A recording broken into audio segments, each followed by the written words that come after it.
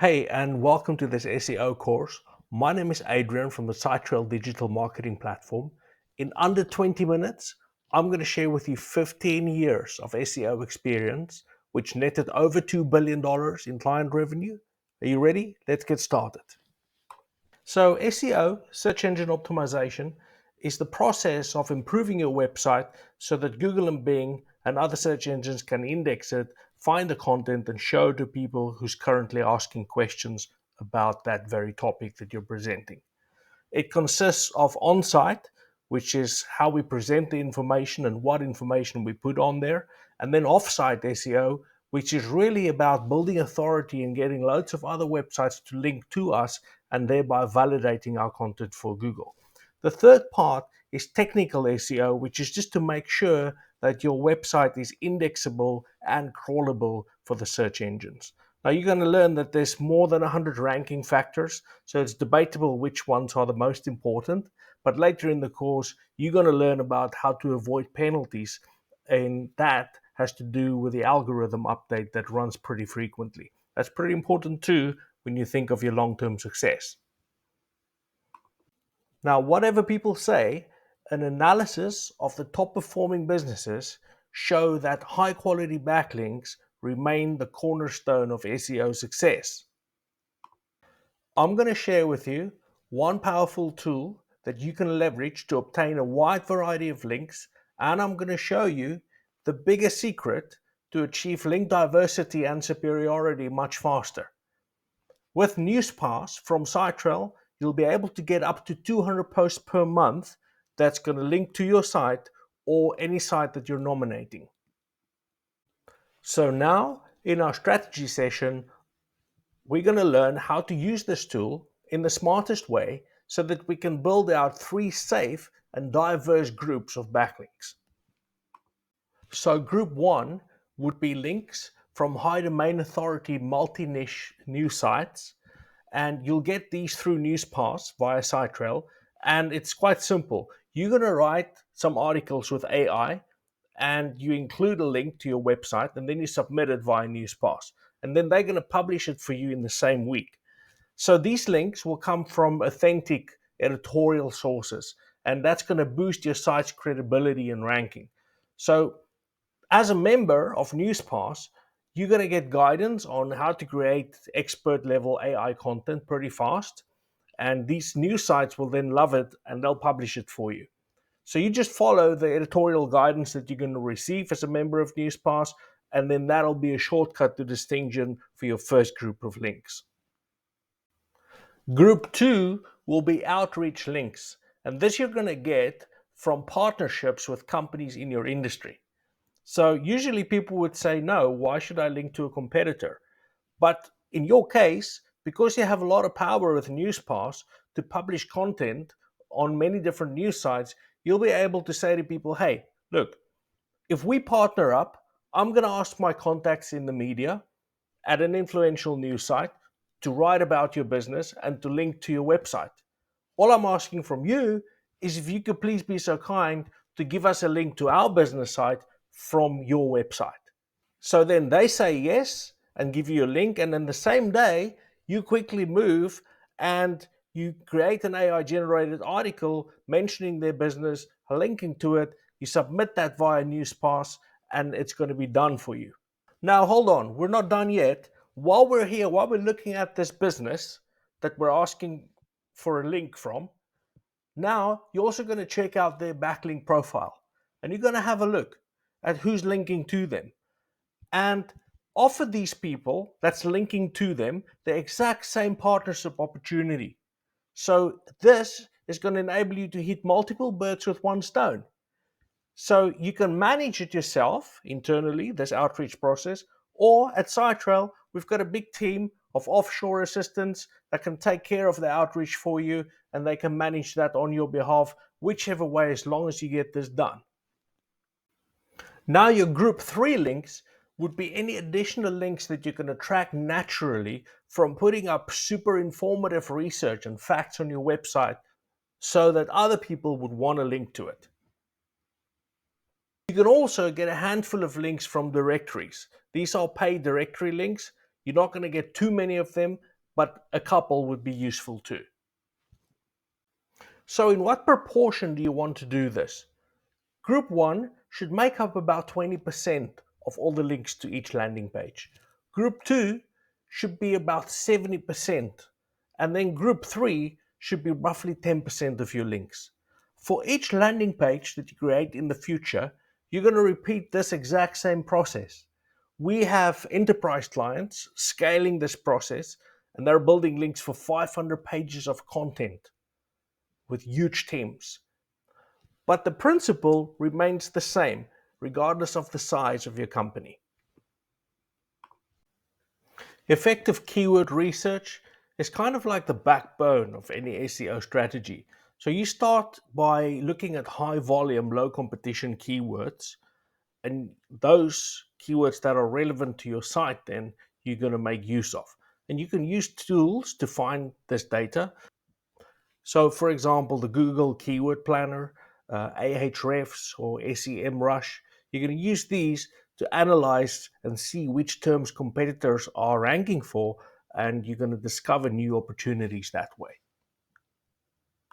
Long tail keywords are specific, there are less competitive phrases, and they're crucial for targeting a niche audience and for improving your conversion rates. Proper keyword mapping ensures that each of your landing pages on the website is going to target the right terms. So this is going to help you to balance between ranking for some high value, short tail keywords or longer tail keywords, and it will give you a break into the market if it's very competitive. So the most important strategic observation here is never look at just one competitor. Okay, don't follow them blindly.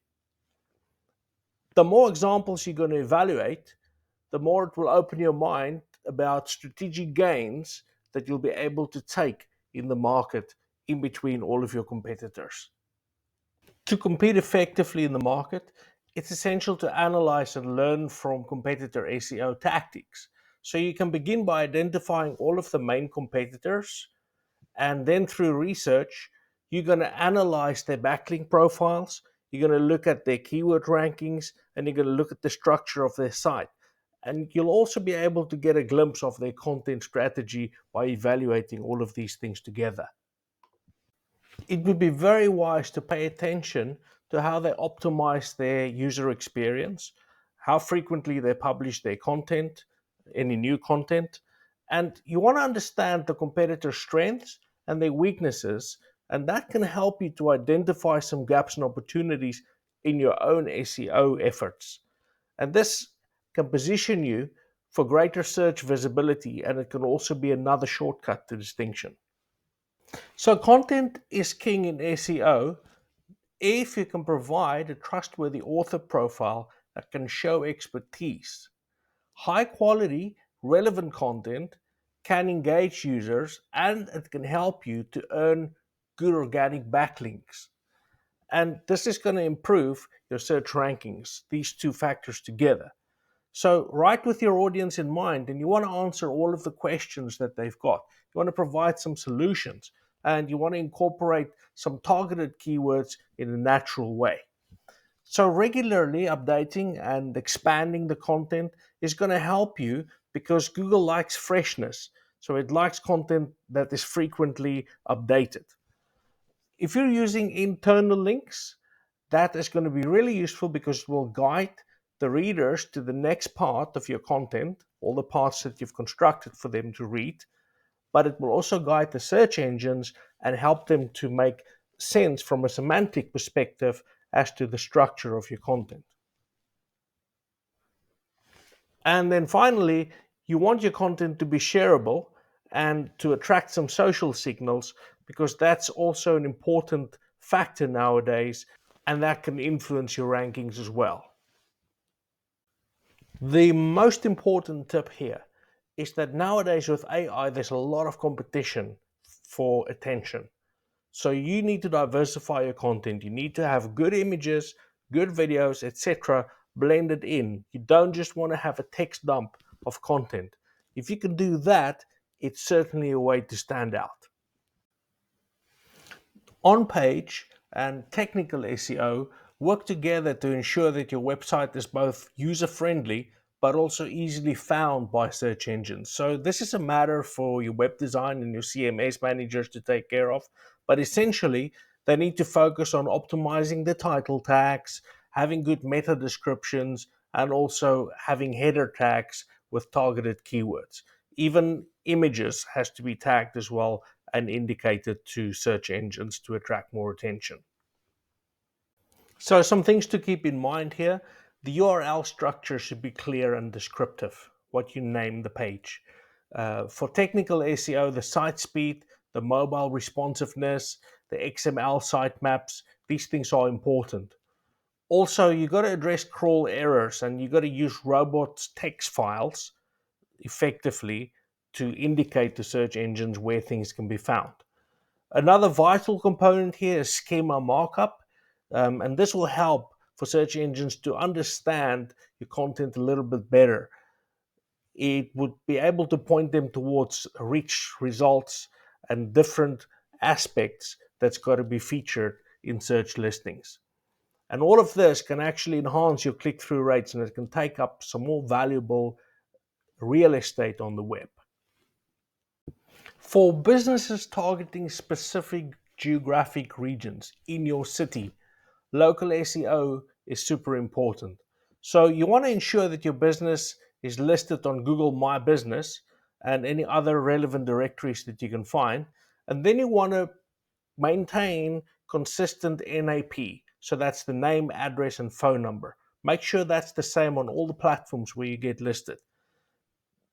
Once this information is synchronized, now you can look at the rest, which is to focus on earning some local backlinks. So it's not just mainstream backlinks, but you also want to speak to businesses in your area, even unrelated businesses, as long as they're from that area, to link to you. Because these signals are heavily weighted by local search algorithms. And location based keywords in your content is going to help, and you want to have some location based links and anchor text in the links pointing to your site. This is highly important also for mobile users because people are typically out and about using a mobile when conducting a local search for something that's in their area. So mobile optimization really goes hand in hand with this. This is going to really help you to attract a lot of nearby customers.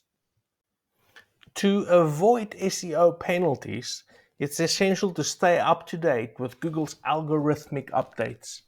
You want to be reading about these things. You want to set up alerts so that you get notified the moment there's an algorithmic update. So you want to focus on providing a great user experience and you want to ensure that the site is going to be mobile friendly, it should load quickly, and you want to have high quality authoritative content. We call it EAT, which is that the content should prioritize expertise, authority, and trustworthiness. This is really important. You should read up on it, and that helps you to build credibility.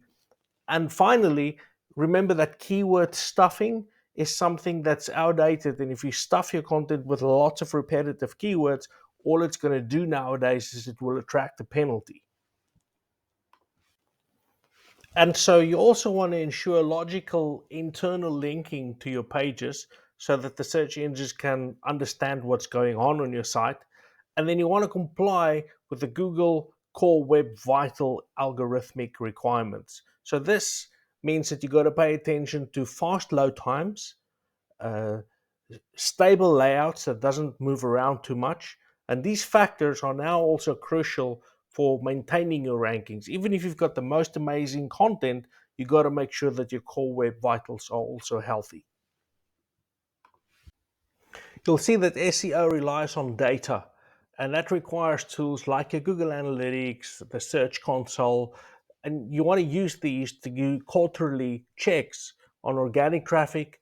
You want to look at bounce rates, your keyword rankings, and then you have some daily checks or weekly checks that you do more frequently on your own backlinks, the backlinks of your competitors as they come in, and then you've got page speeds to make sure that your site is functioning well all the time. and you've got crawl reports to make sure that there's no problems with your site. So while you're benchmarking the progress and the conversion tracking, all of these things you do to check out what impact your SEO is having on the business goals. Perhaps the most important tip I can give at this point, and especially if you're new to the game, is that Google loves established legacy content. So you're not easily going to topple and replace that within a week. So it's a long game. So unlike pay-per-click and its instant gratification, here with SEO, it's going to take you some months to make a few good gains. I'm out of time now. I got to run, but thank you very much for joining me here today. Here on the screen, you'll be able to see the two most important resources that we've got to support you with. You're going to see there's the SEO guide, which really concentrates on how you can outsource some of your most vital tasks. And then we've got a link to NewsPass, and that provides you with a powerful shortcut to scale your own link acquisition, and it gives you more leverage to offer something of high value when you're forming partnerships out there. It really is all about partnerships when you're doing good link building, but it's about having something to offer once you form that partnership. Thank you very much.